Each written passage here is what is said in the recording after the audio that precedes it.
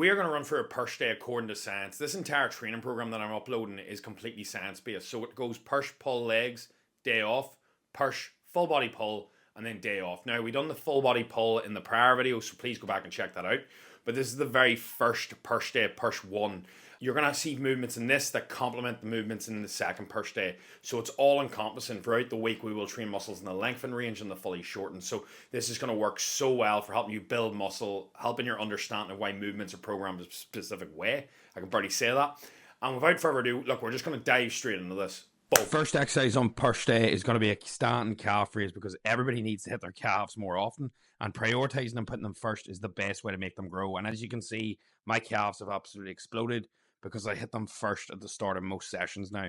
Now, with a standing calf raise, you want to make sure to pause at the bottom, fully deload the Achilles tendon so you're using the calf muscle. Now, when you pop to the top of the rep, I want you to make sure you're getting a hard contraction. And whenever you think you're at the top of the calf raise, there's always a little bit more. And make sure you train this with full intensity. That's the reason it goes first. And look at the top. Make sure you squeeze really hard. Now into the chest work today. We're starting with an incline dumbbell press. This is the first time I've probably done this in about 18 months. You want to do a couple feeder sets to make sure you're fully warmed up. And then a pro tip is rest your working weight dumbbells on a bench in front of you. This is going to make the lift off and sit them on your knees so much easier and save you so much energy for your sets. I had to do quite a few feeder sets to figure out what was my working weight. So, for example, I picked up 50s. They felt very light. Moved up to the 55 kg dumbbells. And I counted this as a working set. So what we done was 2 lighter sets and 2 heavier sets of dumbbell press. Now, I would almost count the 55s as a light set for me. We moved up to the 57s then. Notice the incline angle of the bench is quite high compared to most people. I find this works extremely well for me. A slightly tucked elbow saves the shoulder. And you should never be getting any rotator pain, like rotator cuff pain in the delt. If you are, it probably means your elbows are flared too wide or you're not keeping your scapula retracted throughout. Now we're onto the proper hard working set of the day, which was probably my biggest set, which was 60 kilos, which is quite a large weight for me, only being 87 kilos myself. But notice the foot position, very, very close to me. And this helps me generate power. Now, I would like these a little bit deeper. I usually like the elbow to pass the shoulder, but these are still good for a first time. The reason we want that elbow that little bit deeper is because it's going to really help with the stretch compared to other movements for the chest. Like, for example, on a fly, the most important part here is the squeeze because we don't get that tension on the likes of a dumbbell press or a barbell press. So I'm cueing myself thinking elbows away, press into fly. And that's going to give you that really good squeeze in the chest that you want. So whenever I set this up, I always think about scapula back, chest super proud, elbows together, then elbows apart.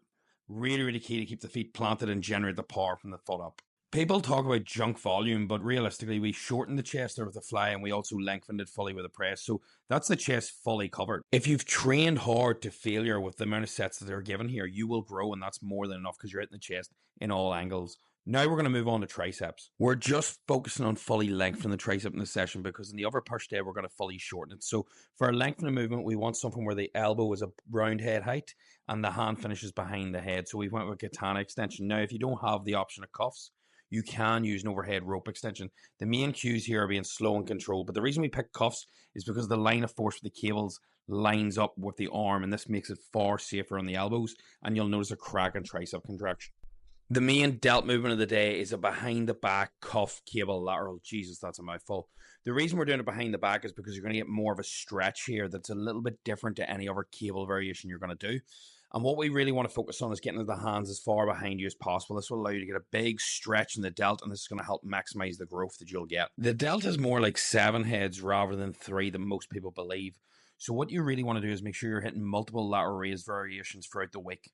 The reason you'll see most of my lateral work done on the cables is because you'll get that constant tension at the bottom and also the top, whereas with a dumbbell, really the only hard part is the top. So it's a nice change in profile that's going to help you grow.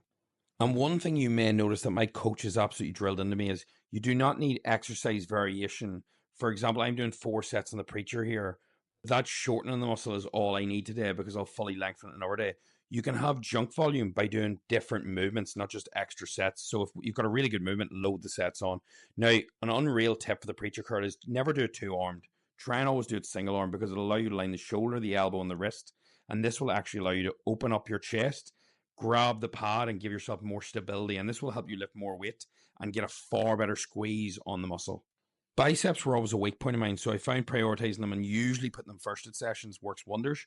But along with this, exercise selection and intensity is key, and then optimizing form. So this slight turnout will open up your body and it'll help you get a cracking contraction. So I highly recommend, if you're struggling to feel your biceps and make them grow, try training them unilaterally, one arm at a time, and you'll notice a massive difference. This worked wonders for me. That is this session fully wrapped. So during the session, we lengthened the chest, fully shortened it. We fully shortened the biceps, the delts, the lateral delt anyway. And then we also fully lengthened the triceps. So in the other sessions throughout the week, you'll notice the opposing happen on the muscle group. So we might lengthen the bicep fully, and this is how we'll focus on bringing the muscle up and do it according to science. So you're working it through a full range of motion to failure at multiple different angles, and this will massively help growth. That is it for the video. That's us done and dusted. If you have any questions on that training program or that day, please just drop them in the comments below. I'm more than happy to help. And I would also love any more feedback you have about this style of video, what you liked, what you didn't like, how I can improve it, because that would mean an awful lot to me because I'm trying to build this up. And apart from that, look, if you've enjoyed it, like, share, subscribe. It means honestly the world, and I hope you have a great day. Boom. Oh yeah, and I'll hopefully see you in the next one.